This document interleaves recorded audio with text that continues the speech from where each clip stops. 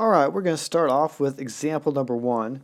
So example number 1, you have two large bins of several thousand plastic beads. Bin A is 60% red beads and bin B is 40% red beads.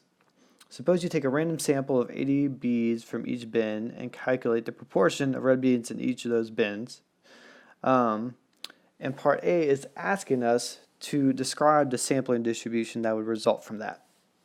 So remember, when we're describing any type of distribution, we want to talk about the shape, center, and spread. We also want to talk about outliers, but since this is a sampling distribution and each dot in our dot plot represents a sample, we're probably not going to have an outlier. So we're just going to talk about the shape, the center, and the spread. So for the shape, we're going to be talking about if it's normally distributed or not.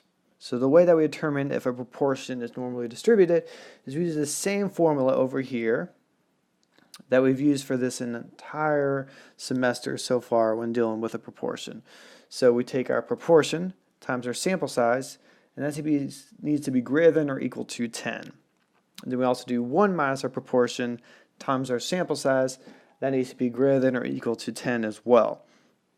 Now if you notice on our work over here, we have that 4 different times, or 2 times total. And that's the reason is because we have to do it twice through because we have 2 different samples. So this first one right here is for our sample number 1 from bin A, which had 60% red beads. So the 0.6 is for the 60% red beads in the bin.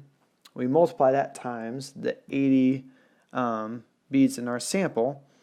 As you can see, that checks out. That's greater than 10. So we go on and do 1 minus P, which is 0.4, because 1 minus 0.6 is 0.4.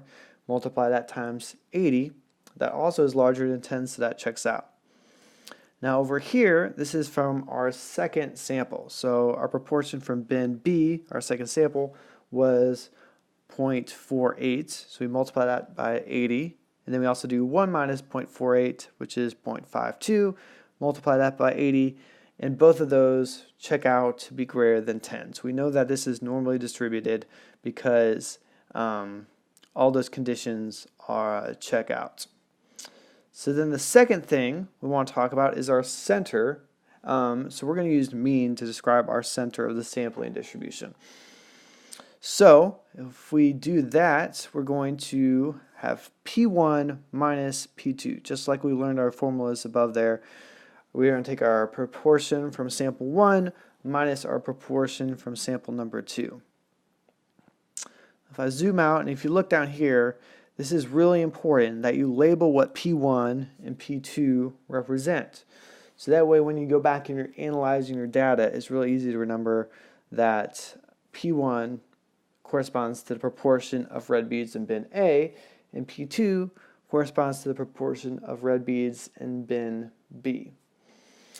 So we just do that calculation. So we take 0.6 minus 0.48, and that comes out to 0.12. So essentially, there's 12% more beads in red beads in bin A than bin B. Okay, that's another way of saying that there's more red beads in bin A than bin B. Then we move on to our standard deviation. Now this is the new formula that we just learned in the previous video. So similar to our normal check, we're going to do 1 and then P, so our sample proportion from sample 1, which is 0.6, and we multiply that times 1 minus P, which is 0.4, divided by the sample size of 80. Then we add it to our proportion from sample number 2, which is 0.48, and we multiply that by 0.52, divide that by 80.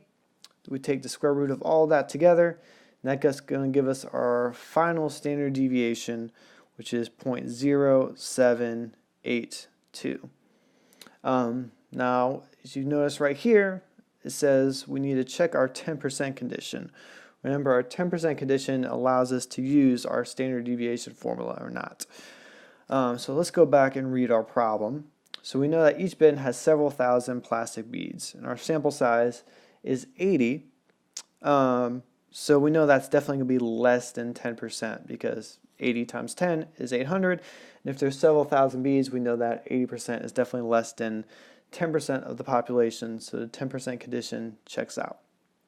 So that's all you have to do for these problems where it's asking you to describe the sampling distribution.